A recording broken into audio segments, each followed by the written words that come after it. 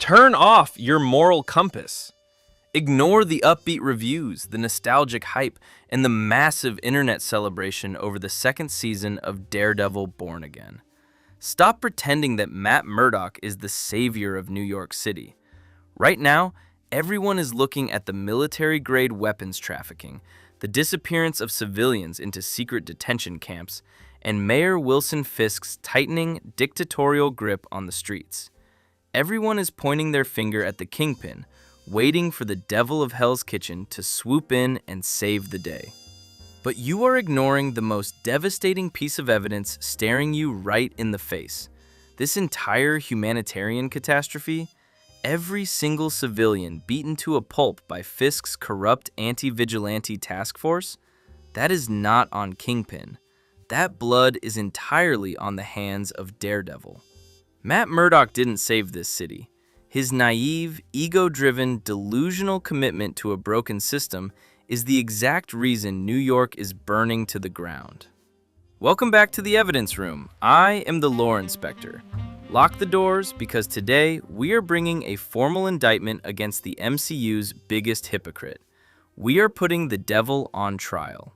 Let's completely dismantle the illusion of Matt's moral superiority. Marvel loves to portray Matt's strict no-kill rule and his relentless Catholic guilt as a noble, tragic burden. We are supposed to admire his restraint. We are supposed to look at him as the absolute pinnacle of street-level morality. But let's look at the direct, real-world consequences of that cowardice. Let's open the files. Exhibit A, the God Complex and the Revolving Door.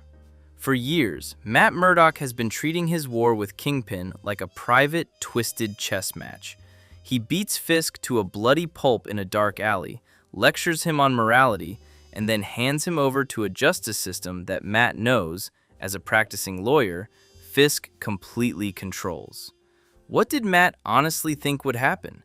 Did he actually believe that a billionaire crime lord, a man who has ordered the brutal execution of journalists, police officers, and federal judges, would suddenly be redeemed by a temporary prison sentence? When Matt Murdock refuses to eliminate Wilson Fisk, he is not choosing life. He is choosing to protect a narcissistic monster at the cost of every future victim. Matt prioritizes his own clear conscience over the lives of an entire city. It is the ultimate act of selfishness. If Matt had done what needed to be done years ago, what any sane soldier would do to a terrorist of that magnitude, New York would be free. Instead, Matt put him in a cage, and the tiger just used that time to become the mayor. Which brings us to the most sickening manipulation of the law in MCU history. Exhibit B, the architect of martial law.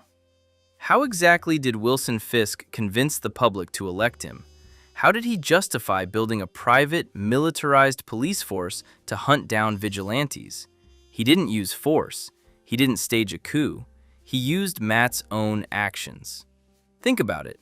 Daredevil has spent years running across rooftops, dropping broken bodies outside police precincts, destroying property, and operating entirely outside the law, while simultaneously acting as an officer of the court by day. Fisk looked at this massive hypocrisy and built an entire political campaign around it. Fisk looked at the terrified voters of New York and said, "Look at the chaos in your streets. Look at these masked freaks who think they are above the police. I will bring order." Daredevil was Fisk's best campaign manager. Matt's chaotic, unchecked brand of vigilante justice created the exact climate of fear that Fisk needed to seize absolute legal power. Matt built the podium that Mayor Fisk is standing on today. And that brings us to the ultimate betrayal. The moment Matt Murdock's worldview completely collapsed and a good man paid the price. Exhibit C, the White Tiger Execution. Look closely at the horrific events involving Hector Ayala, the White Tiger. Corrupt cops, Fisk's cops, framed an innocent man. Matt Murdock, playing the righteous man of the law, takes the case. He doesn't go underground to dismantle the corruption. He doesn't use the devil to break the system. He trusts the perfect law of New York. He puts on his suit, goes into open court and uses his brilliant legal mind to win the acquittal. He proves Hector is innocent in front of the whole world.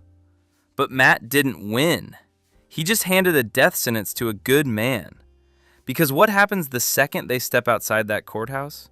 Hector Ayala, exposed to the public because of Matt's defense strategy, is immediately assassinated in the middle of the street by a corrupt task force officer wearing a hijacked Punisher skull.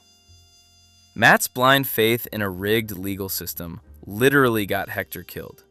His commitment to the courtroom led directly to an extrajudicial execution. Fisk used Matt's own rules of the court to paint a giant target on White Tiger's back, eliminating a rival vigilante without ever having to pull the trigger himself. The system didn't fail Matt. Fisk weaponized Matt's belief in the system. Which brings us to our final, most damning witness. Exhibit D, the Vindication of Frank Castle. Years ago, chained to a chimney on a rooftop in Hell's Kitchen, the Punisher told Daredevil the brutal, uncomfortable truth. He called Matt a half measure. He told him, "You hit them and they get back up. I hit them and they stay down." Matt called Frank a psychopath. Matt claimed his way, the way of the law, the way of the courts, was better. Look at the city now, Matt. Look at the detention camps. Look at the bodies of other vigilantes. Look at Mayor Fisk sitting in City Hall, untouchable. Frank Castle wasn't crazy. He was a prophet. Frank knew that in a city ruled by monsters, half measures only get innocent people killed. Now, Matt Murdock is left standing in the ashes of the city he helped burn down, realizing the terrifying truth. The Punisher was right all along. Matt Murdock isn't fighting a regime. He is a prisoner in a dictatorship that he spent years helping Fisk build, one acquitted monster at a time. The devil didn't save Hell's Kitchen. He just handed the keys to the Kingpin. What do you think? Are you still buying the noble sacrifice narrative?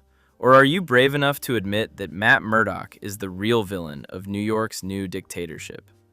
Drop your evidence and your counterarguments in the comments below. Let's see who can actually handle the truth. We live in a pop culture world built on emotional manipulation and blind hero worship. Do not believe everything they put on the screen. If you want to keep untangling the webs of deception hidden in your favorite universes, hit that subscribe button and ring the bell. Case closed. For now.